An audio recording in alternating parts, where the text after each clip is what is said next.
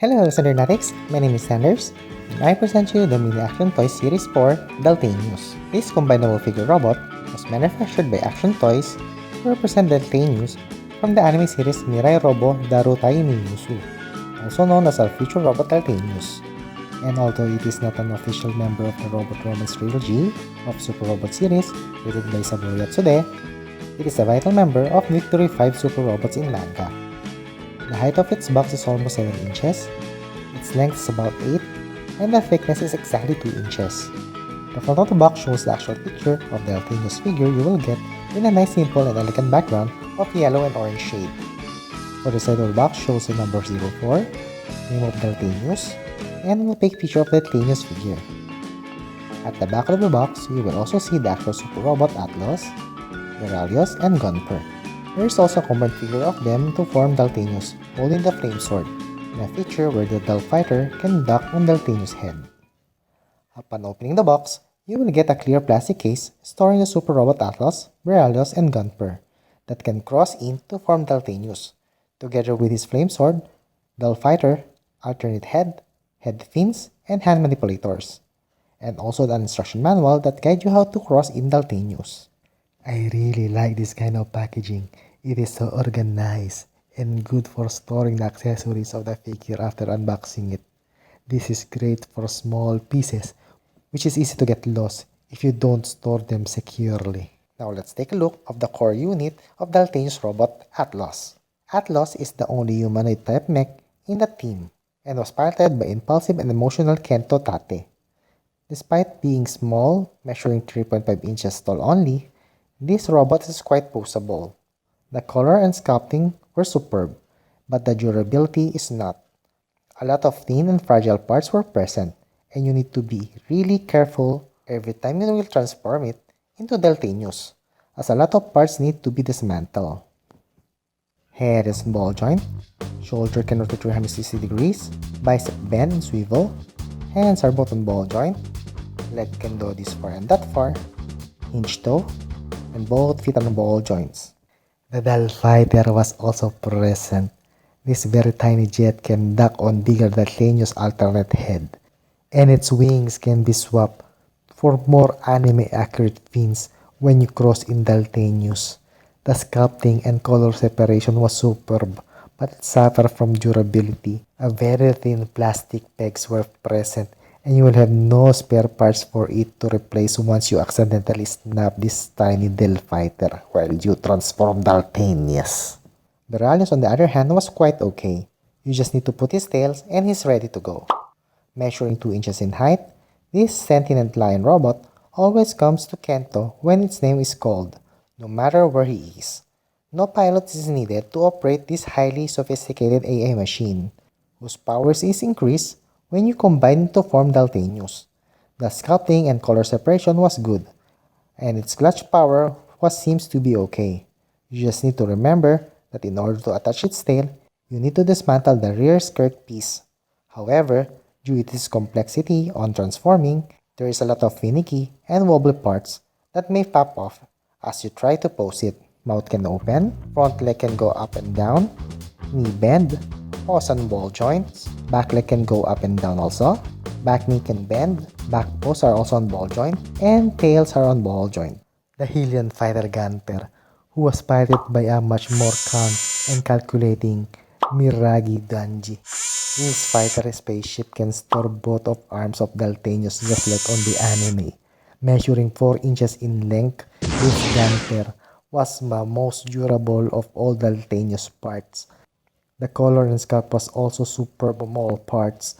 A lot of detailed etching were visible, and its transforming gimmick was perfect.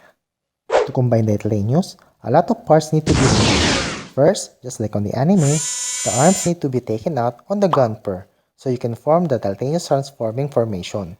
Now let's form Daltanius. Cross in!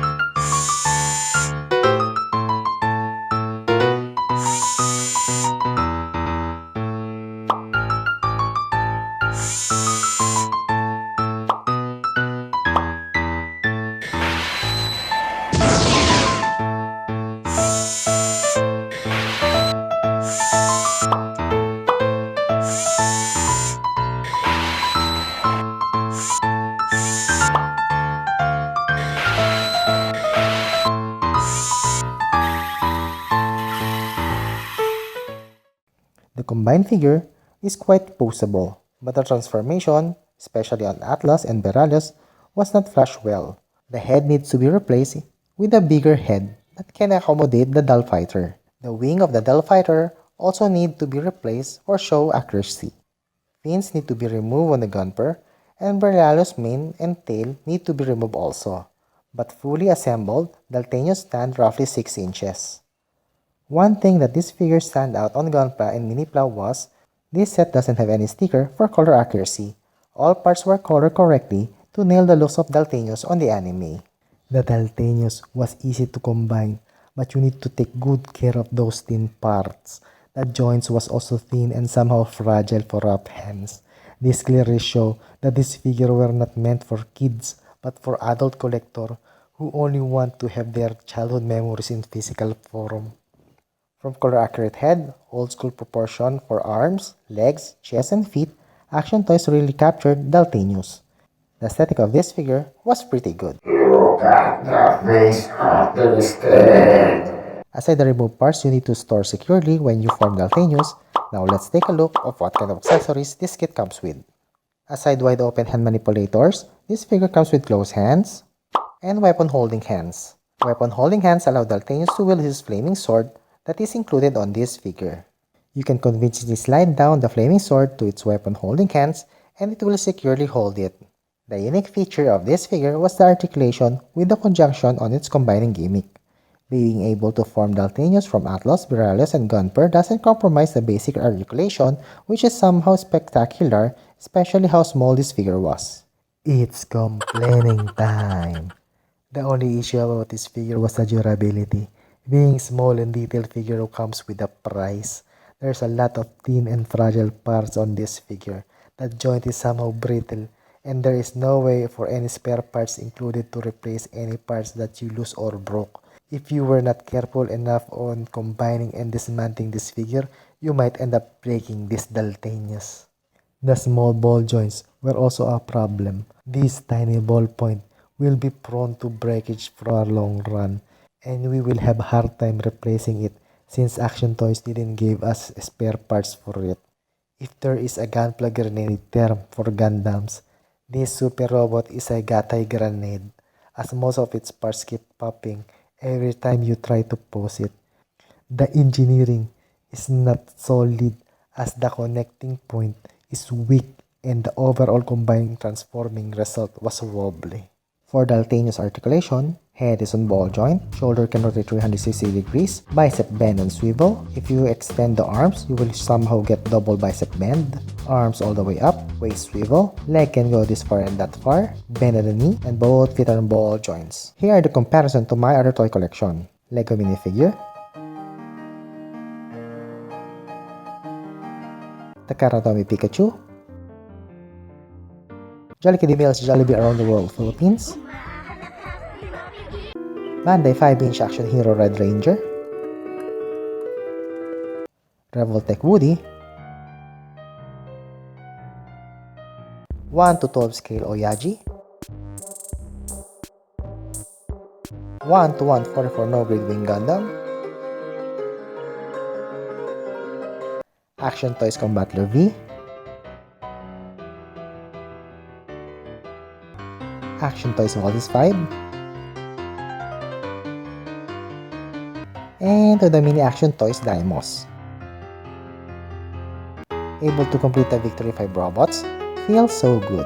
They were awesome when all of them were displayed side by side. Overall, I will give this toy this face reaction.